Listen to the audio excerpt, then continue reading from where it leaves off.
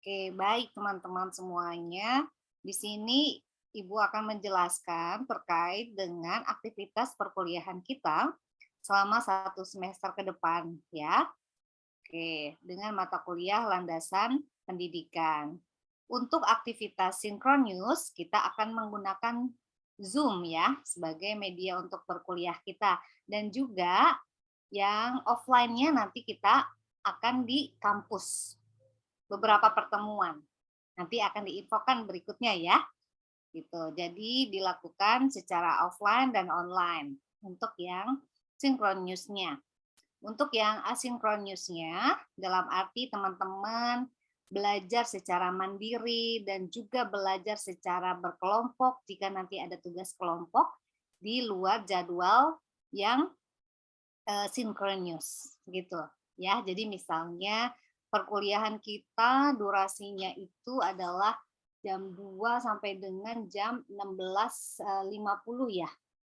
Nah, itu bisa saja tidak full dilakukan secara sinkronus, tapi dibagi menjadi 2 gitu ya.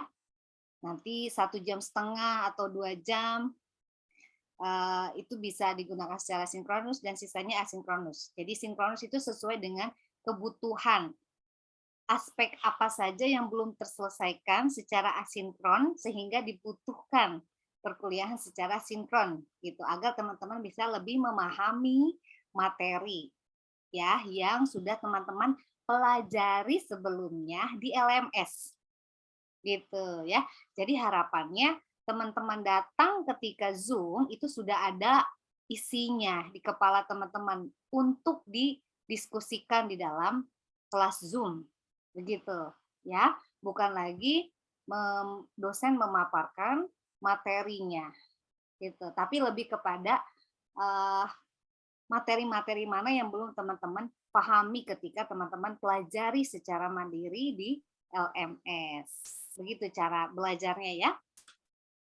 Nah, ini topik-topik bahasan yang akan kita pelajari. Ini berlaku umum, begitu ya, dalam arti di LMS ini aktivitasnya seperti ini. Oke.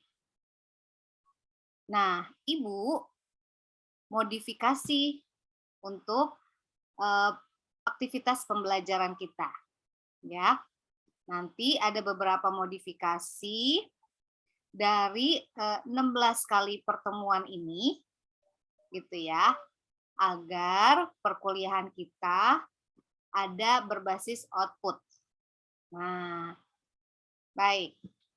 Boleh teman-teman ya kalau bisa misalnya dua dua ini jendela gitu ya, dibagi 2 ya.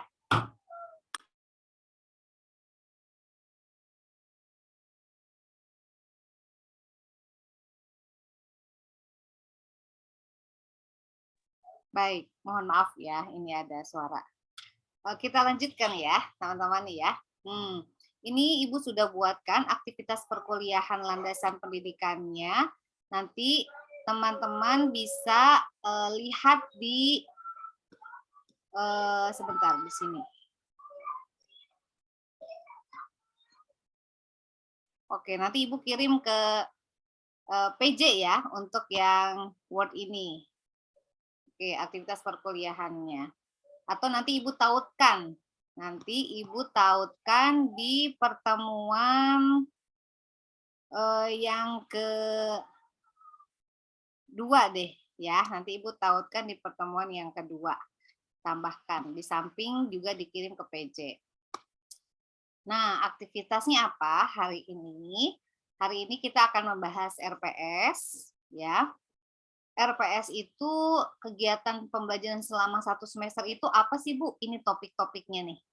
Ada 12 topik sebenarnya.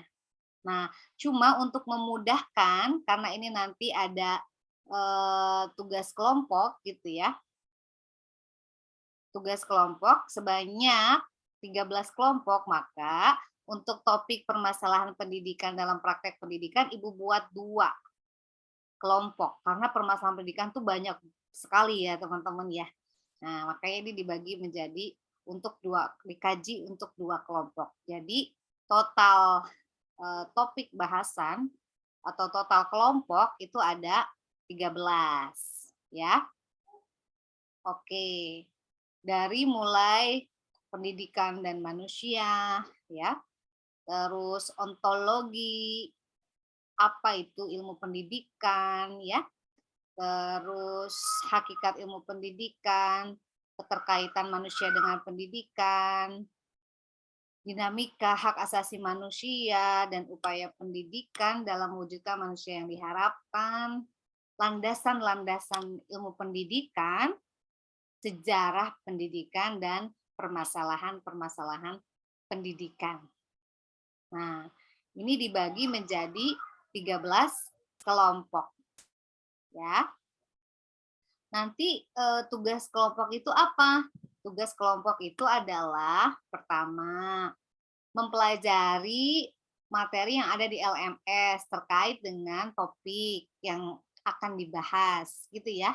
Tapi selain itu juga teman-teman harus mencari referensi yang terpercaya dari jurnal nasional dan jurnal internasional terkait dengan topik bahasan.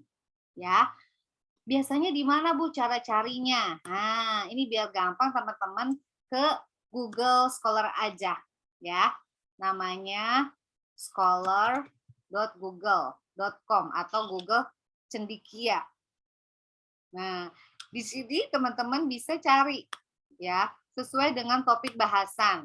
Misalnya terkait dengan sejarah pendidikan ya tadi ya, ada ya topik tentang sejarah pendidikan di Indonesia. Itu tadi ada di dunia ya. Di dunia tuh banyak sekali ya. Nanti bahan dasarnya dari LMS. Teman-teman kembangkan dari jurnal, karena di LMS itu kan ada yang tahunnya masih tahun-tahun lama gitu ya. Nah, kita kan inginnya tahun-tahun yang terbaru. Di sini teman-teman diklik di sebelah kiri tuh rentang tahunnya 2018 sampai 2022. Nah, gitu. Oke. Nah, nanti teman-teman cari deh di sini. Oh, ini ada sejarah pendidikan Indonesia 2019. Oke, berarti masuk jadi referensi. Ya.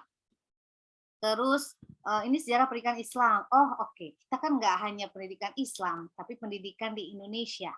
Berarti kita skip dulu. Terus yang bawahnya, sejarah pendidikan Indonesia, awal kemerdekaan 1445 sampai 50. Oke, masuk. Jadi referensi gitu loh, ya. Oke, pendidikan di Indonesia pada masa Jepang. Oke, masuk gitu ya. Terus apa lagi nih? Udah 3 tuh. Pandemi efek tonggak sejarah pendidikan tinggi di Indonesia. Oke, kita skip dulu karena pendidikannya nggak hanya fokus pendidikan tinggi kan. Oke, terus mana lagi? Nah, gitu kita cari. Di sini kan ada banyak sekali tuh sampai 10 page. Nanti teman-teman cek lagi page berikutnya yang relevan. Begitu ya. Oke. Seberapa banyak? Nah, di sini teman-teman topik berapa belum dimasukkan di sini ya. Oke, referensinya teman-teman memungkinkan berapa nih? Nah, Ibu boleh kasih ini buat teman-teman. Mau berapa referensinya? Ibu tambahkan sini ya. Sebanyak berapa? Referensi itu bisa dari jurnal, bisa dari produk perundang-undangan yang terbaru, nggak masalah ya. Dari YouTube, tapi YouTube itu harus dari yang terpercaya, misalnya situs Kemdikbud, oke, atau ada ahli sejarah, misalnya Anak Hargonggong, gitu ya, boleh gitu. Jadi hati-hati juga dalam memilih referensi ya yang terpercaya. Oke. Berapa? 5. Tidak berat 5? Cukup, Bu. Cukup ya. Oke. Sebanyak 5 referensi ya. Oke. Setelah itu mengambil hal-hal penting yang relevan dengan topik. Berarti kalau misalkan sejarah pendidikan Indonesia tadi Nah, berarti kan mulai dari apa nih untuk sejarah pendidikan di Indonesia gitu ya. Oke, itu dimasukkan. Jadi nggak semua yang ada di jurnal itu kita masukkan copy paste gitu ya, enggak. Tapi untuk poin-poin pentingnya saja. Oke, masukkan ke dalam PPT. Nah, referensi dicantumkan di setiap slide PPT. Kalau misalnya teman-teman mengambil, misalnya ya, tadi kita ambil salah satu misalnya ini.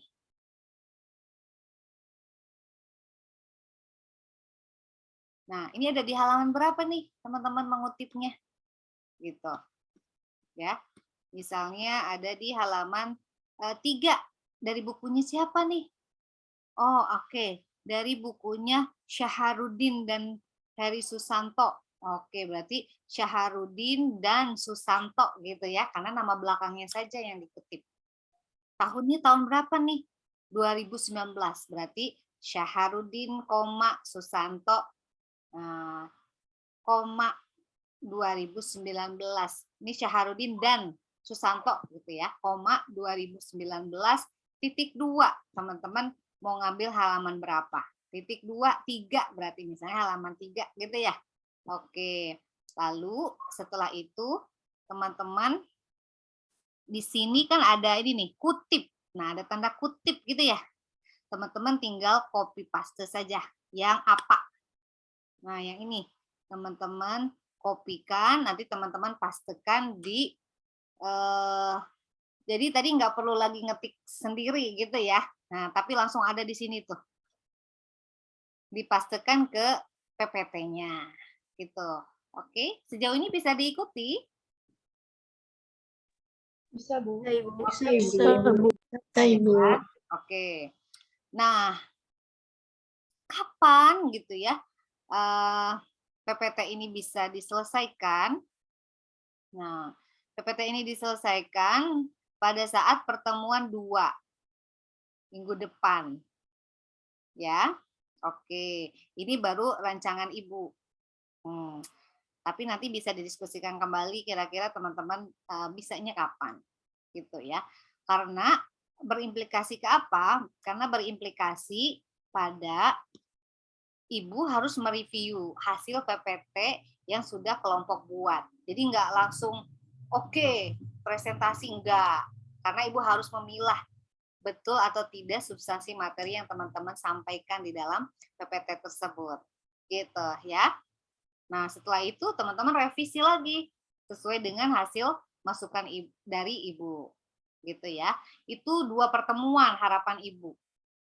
Gitu ya. Pertemuan 2 dan pertemuan 3 itu kita mematangkan konten PPT-nya teman-teman. Apakah sudah sesuai materinya. Gitu ya. Nanti pertemuan 4, nah, membahas topik 1 dan topik 2. Jadi pertemuan 4 ini maju 2 kelompok. Gitu. Yang dipresentasikan apa? Yang dipresentasikan itu adalah PPT yang sudah Ibu revisi, yang sudah Ibu beri masukan. Gitu, ya. Oke. Nah, Bu, PPT itu cukup atau tidak? Nah, PPT ini nanti teman-teman bukan kembangkan ya, buat dalam bentuk video. Biasanya sekarang kalau di IG itu orang lebih senang lihat video gitu kan, divideokan. Gitu. Durasinya 2 sampai 5 menit. Nah, ini sebenarnya tujuannya untuk apa sih? Tujuannya untuk menambah konten-konten pembelajaran tapi yang sifatnya video gitu. Ya. 2 sampai 5 menit. Tapi tenang, kalau video itu dikumpulkannya di pertemuan 8 untuk nilai UTS. Gitu. Jadi nggak ada UTS, Bu. Ya, nggak ada gitu ya. Cukup video itu dijadikan sebagai nilai UTS ya teman-teman. Wah, Niza seneng banget tuh ya sama Rafika. Oke. Gitu ya. Terus pertemuan 5, pembahasan topik hakikat ilmu pendidikan gitu ya. Kelompok 3. Terus pertemuan 6 sampai dengan pertemuan 16 sudah sesuai jadwal. Maksudnya sesuai jadwal itu sesuai topik bahasan. Gitu. ya. Oke. Nah, di sini UTS itu adalah produk video sesuai topik bahasan kelompok. Nah, untuk UAS ini bukan dikerjakan pada saat pertemuan 16, bukan. Tapi bisa teman-teman cicil setelah teman-teman menyelesaikan video gitu. Misalnya kan video di UTS itu udah dikumpul tuh. Nah, setelah teman-teman mengumpulkan video, teman-teman sudah mulai berproses untuk membuat eh, analisis permasalahan pendidikan di Indonesia gitu ya. Nah, bagaimana dengan kelompok yang topik bahasannya itu permasalahan pendidikan dalam praktek pendidikan? Kalau dua kelompok ini, dia kan cuma gambaran besarnya. Permasalahan pendidikan di Indonesia itu terkait apa sih? Oh, terkait akses, kualitas, begitu kan? Terkait dengan pembiayaan, misalnya masih tataran umumnya saja. Nah, untuk yang tugas individu itu sudah lebih rinci lagi. Permasalahan pembiayaan yang mana nih? Oh, pembiayaan terkait dengan wajib belajar 12 tahun, gitu ya. Misalnya, atau terkait dengan akses pendidikan yang mana nih? Misalnya gitu ya. Oh, oke. Untuk anak-anak berkebutuhan khusus tapi di sekolah inklusi. Misalnya gitu, udah spesifik gitu permasalahannya itu, ya. Oke. Nah, permasalahannya teman-teman cari bisa dari data statistik untuk tahu bahwa itu masalah gitu ya. Dari berita, oke.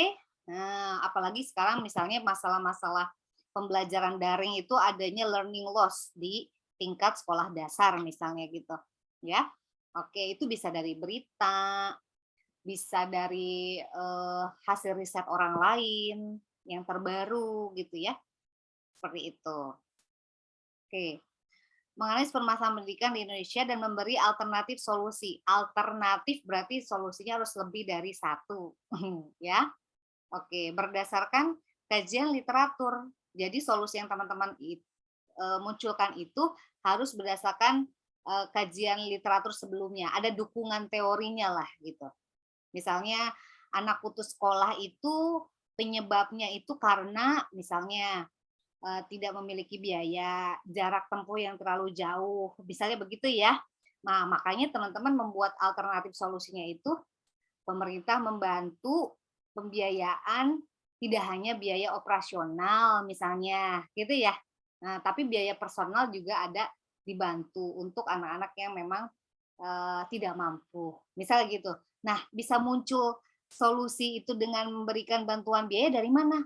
Soalnya tadi ada ahli gitu kan yang menyatakan bahwa atau hasil riset, oh ternyata apa namanya, penyebab tidak sekolah itu karena alasan-alasan tersebut. Makanya kita punya solusi itu, gitu ya. Oke. Nah, nanti ini juga dibuat video durasi maksimal 2 menit ya, yang memuat masalahnya apa tadi, terus akar penyebabnya apa.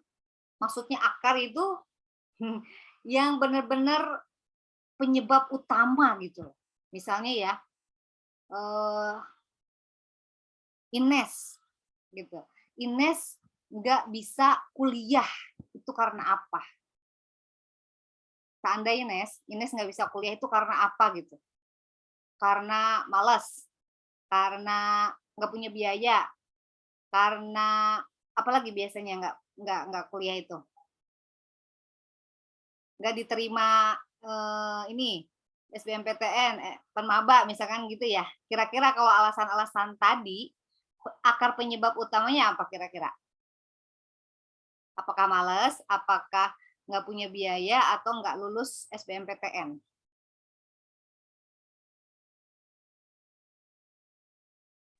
Nggak punya motivasi mungkin, Bu. Nah, nggak punya motivasi ya? Nggak punya Iya. motivasi, itu akar penyebabnya, gitu. Oke? Kalau nggak punya motivasi, meskipun ada biaya juga nggak akan mau kuliah, gitu. Beda halnya dengan ketika ada motivasi, dia mencari berbagai informasi agar bisa mendapatkan beasiswa untuk melanjutkan kuliah gitu kan. Belajar sebaik mungkin agar bisa lolos ujian. Misalnya begitu ya. Itu yang dimaksud akar penyebabnya. Dan alternatif solusinya. Dan ini juga teman-teman nggak nggak cukup dengan waktu satu pertemuan kan untuk bisa teman-teman mengumpulkan UAS ini. Ibu harus cek permasalahannya, permasalahan kontekstual atau tidak, dalam arti permasalahan yang masih masih in atau tidak gitu ya. Nah, jangan-jangan sudah out of date nih. Itu juga kan harus melalui proses diskusi begitu ya. Oke. Jadi inilah alur ini kita ya, alur perkuliahan kita, teman-teman.